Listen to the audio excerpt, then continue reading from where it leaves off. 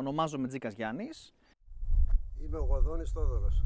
Λέγομαι Γιώργος Οκάγλου. Είμαι ο Θοχαίδης Γιάννης. Ονομάζομαι Στεφανής Σταύρος. Είμαι ο Κουλίνας ο Δημήτρης. Γιώργος Δουλγερίδης. Λέγομαι Παπαναστασίου Φίλιππος. Ονομάζομαι Πολυχρονίδης Κωνσταντίνος. Ονομάζομαι Γιώργος Σεριφάκης. Θανάσης Σεριφάκης. Είμαι ο Περικλής Οδωνιάδης.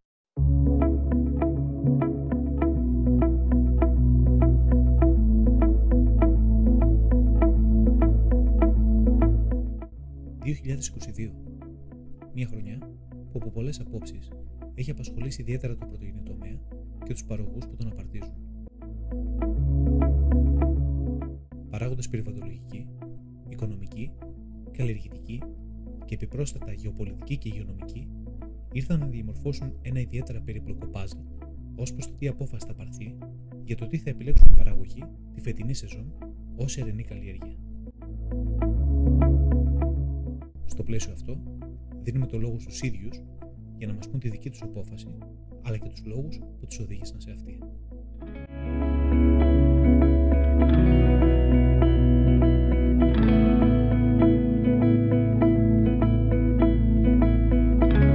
Ονομάζομαι Πολυχρονίδης Κωνσταντίνος. Είμαι από το Λεβεντοχώρι Κλικής. Καλλιεργώ στο Λεβεντοχώρι Κλικής, αλλά και σε μια ακτίνα 40 χιλιόμετρα γύρω από την περιοχή μου. Λοιπόν, μέχρι στιγμής έχουμε ξεκινήσει τη σπορά μας πρώτα με τις ελαιοκράμβες, συνέχεια με βίκους, μπήκαμε στα σιτηρά. Αυτή τη στιγμή ετοιμάζουμε τα χωράφια για τα βαμβάκια. Πυλιόσπορο το οποίο έχω βάλει πρώτη φορά σαν ποτιστικό να δω πώς θα πάει η καλλιέργεια. Λόγω της συγκυρίας που υπάρχουν αυτή τη στιγμή, ας πούμε, θεωρώ ότι πρέπει να κάνουμε και μια δοκιμή και σε αυτό. Η φετινή χρονιά που μας οδήγησε να καλλιεργήσουμε ξανά βαμβάκια, ας πούμε, είναι ότι έχουμε μια πολύ καλή τιμή. Ήδη υπάρχουν και κρούσεις από οικοκυστήρια συμβολιακά κάποιες τιμές, οι οποίες είναι σε πάρα πολύ ψηλά επίπεδα, ας πούμε. Δεν έχουμε ξαναπιάσει αυτές τις τιμές.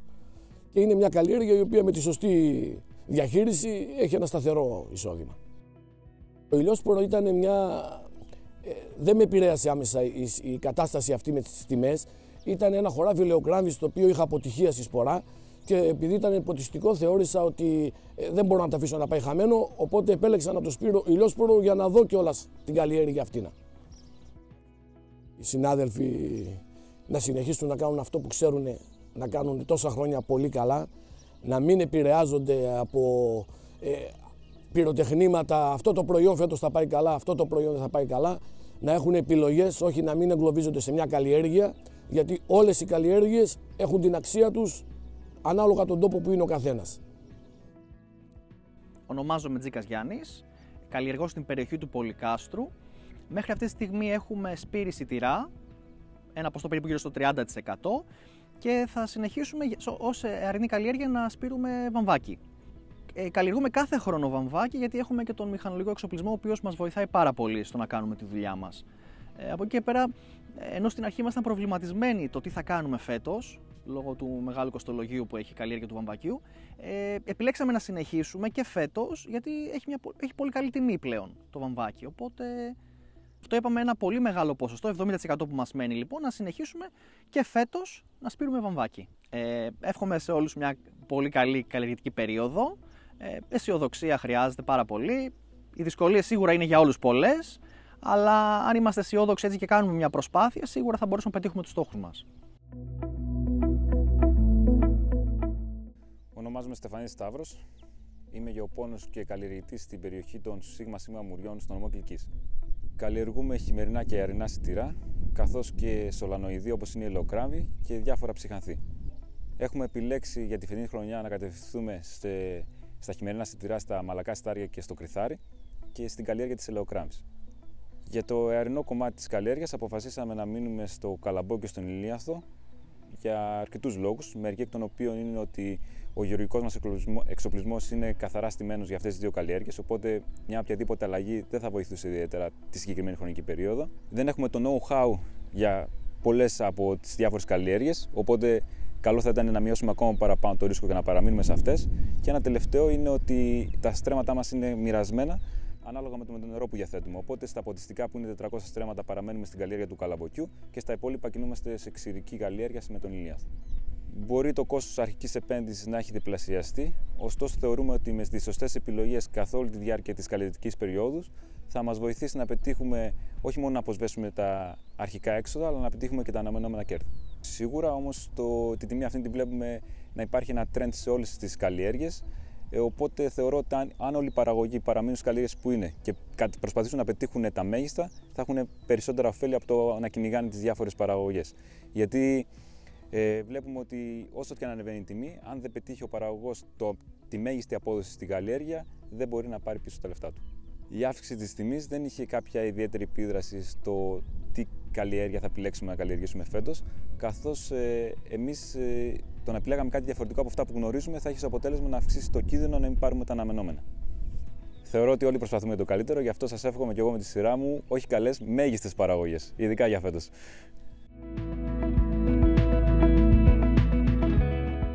Λέγομαι Γιώργος Οκάγλου, καλλιεργώ στον Ευρωπό Κιλκής, Παιωνίας, και τα συγκεκριμένα χωράφια τα οποία καλλιεργώ είναι στη Κήτη του Αξιού και σε μεγαλύτερο ύψωμα από την επάνω πλευρά του Ευρωπού.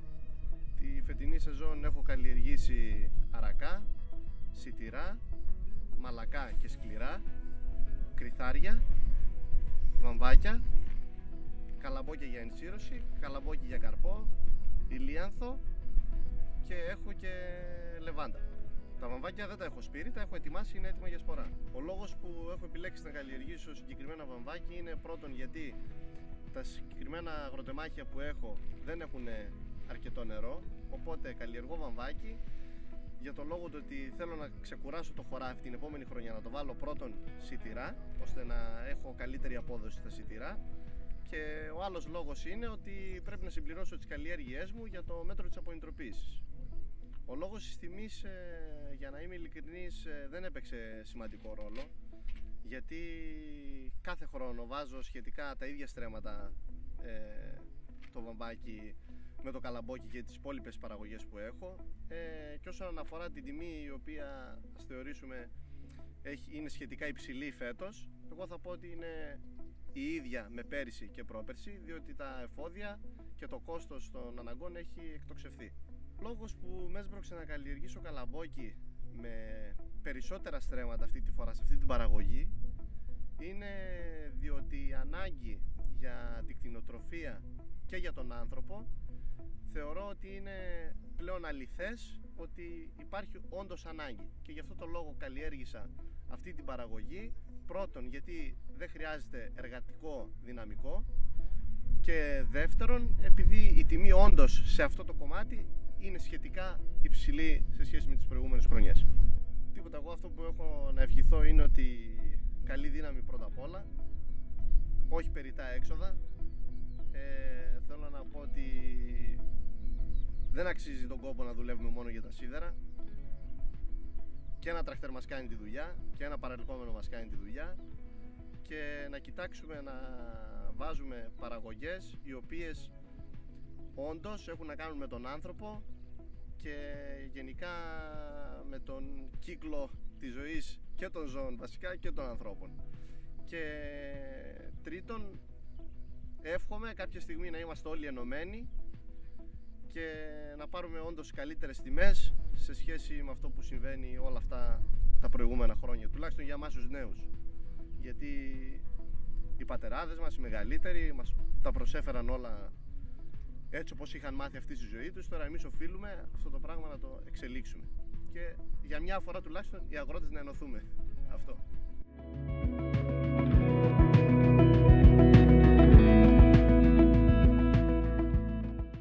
Είμαι ο Κουλίνας ο Δημήτρης, κάτοικος του Δήμου Παιωνίας, του πρώην Δήμου Πολυκάστρο, αγρότης, μεγαλοπαραγωγός,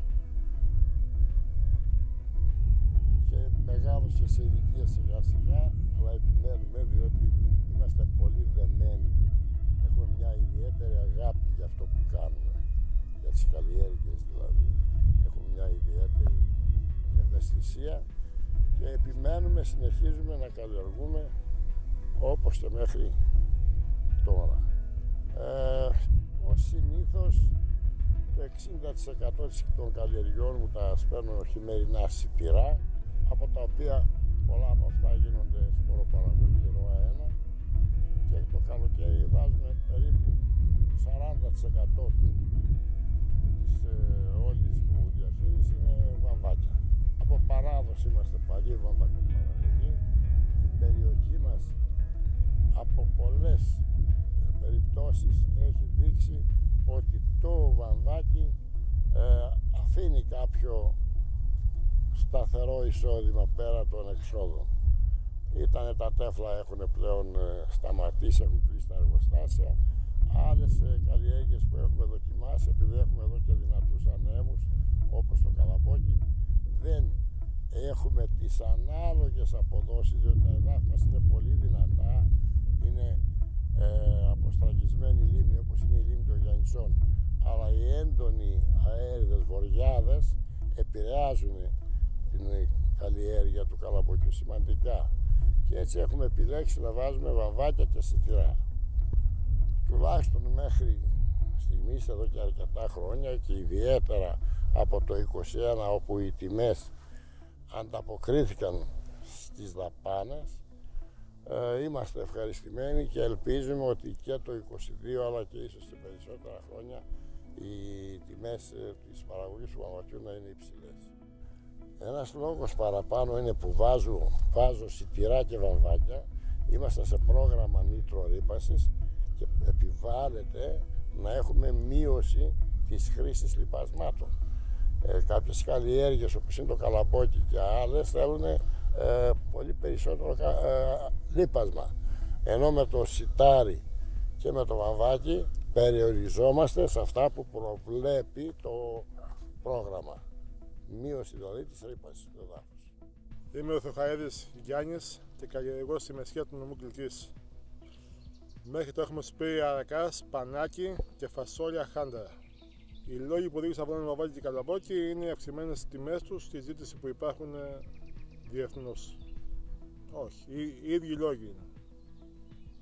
Καλές παραγωγές να έχουμε όλοι και καλές τιμές.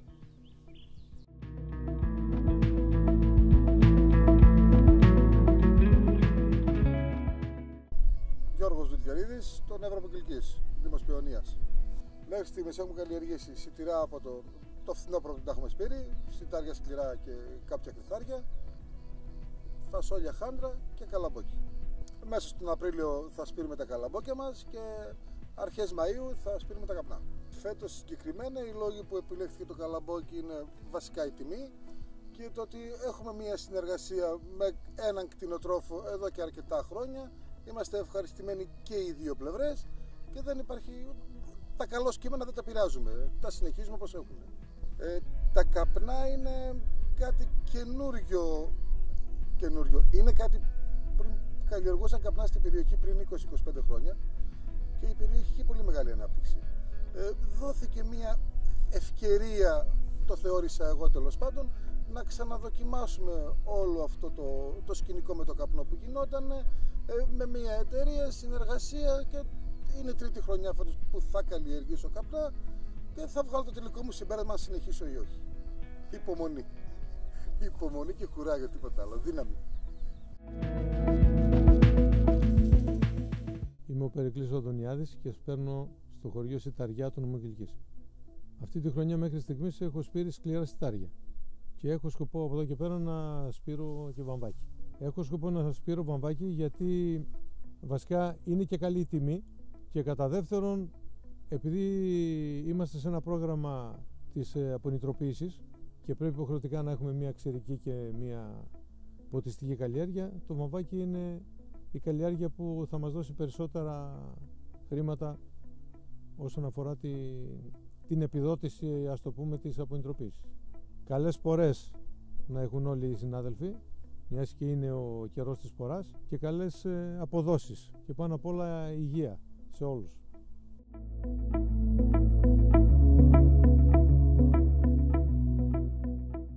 Ονομάζομαι Γιώργος Σερυφάκης. Θανάσης Σερυφάκης. Και είμαστε αδέρφια.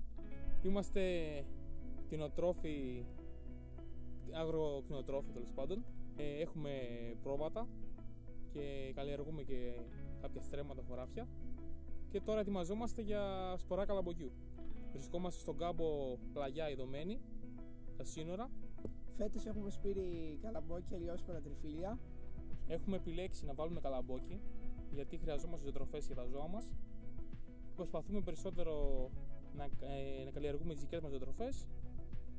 Μας έχει οδηγήσει να βάλουμε ηλιόσπορο, ότι στην τοποθεσία εδώ έχουν καλές αποδόσεις. Και προσπαθούμε λίγο να κάνουμε κάποιες εναλλαγές καλλιεργειών, γιατί καλλιεργούμε πολλά από καλαμπόκια και θέλουμε κάποια χωράφια να ξεκουράζουμε και του χρόνου πάλι να τα ξαναβάλουμε καλαμπόκια. Για να κάνουμε άμυψη σπορά. Ευχόμαστε σε όλους τους παραγωγούς και συναδέλφους αρχικά να έχουν υγεία, να έχουν καλές παραγωγές. Να πάμε καλές παραγωγές του χρόνου. Είμαι ο Γοδόνης Θόδωρος. Ναι, έχω καλλιεργήσει αυτή τη χρονιά σιτάρια, βαβάκια θα σπείρουμε τώρα και τριφύλι έχω σπείρει. Είναι μια παραγωγή η οποία είναι η καλύτερη, πιο κερδοφόρα δεν υπάρχει από το βαβάκι και λόγω και της αύξησης της τιμής τώρα του βαβακιού μας συμφέρει καλύτερα να βάζουμε βαβάκι περισσότερο. Για μένα το βαβάκι είναι μια εύκολη καλλιέργεια. Είναι μια εύκολη που την έχουμε μάθει χρόνια βέβαια την καλλιεργούμε και δεν μας είναι εύκολη. Από παιδί καλλιεργούμε. Δεκαετίες, πολλές δεκαετίες, οργανωμένοι με βακασουλεκτικές και αυτά και δεν μπορούμε να αποχωριστούμε το βαβάκι. Λέγομαι Παπαναστασίου Φίλιππος και καλλιεργώ στο λιμνότοπο του νομού Κιλκής. Έχω σπείρει σκληρό σιτάρι, έχω σπείρει ηλιάνθο και τώρα θα σπείρω και βαμβάκι. Ηλιάνθο θα βάλω κάποια χωράφια γιατί δεν πρόλαβα να τα σπείρω σιτάρι και βαμβάκι βάζω κάθε χρόνο γιατί είναι η καλύτερη λύση οικονομικά για μένα. Εύχομαι να έχουμε μια πολύ καλή χρονιά με καλές αποδόσεις και μιας και που οι τιμές είναι καλές φέτος, πιστεύω να υπάρξει ένα ικανοποιητικό εισόδημα.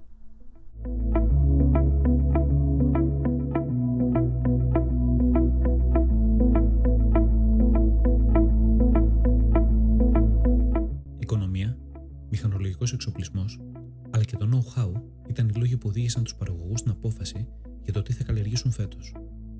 Εσείς? Γράψτε μας στα σχόλια τι απόφαση πήρατε να καλλιεργήσετε φέτος την Άνοιξη, τους λόγους που σας οδήγησαν σε αυτή και σε ποια περιοχή βρίσκεστε. Μείνετε συντονισμένοι στο κανάλι μας για περισσότερα.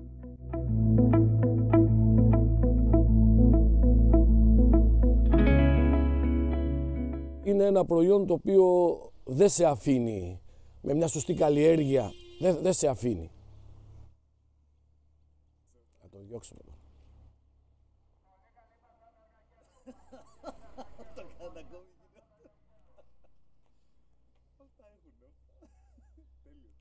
Εντάξει. Και αυτό είναι μέσα στο πρόγραμμα.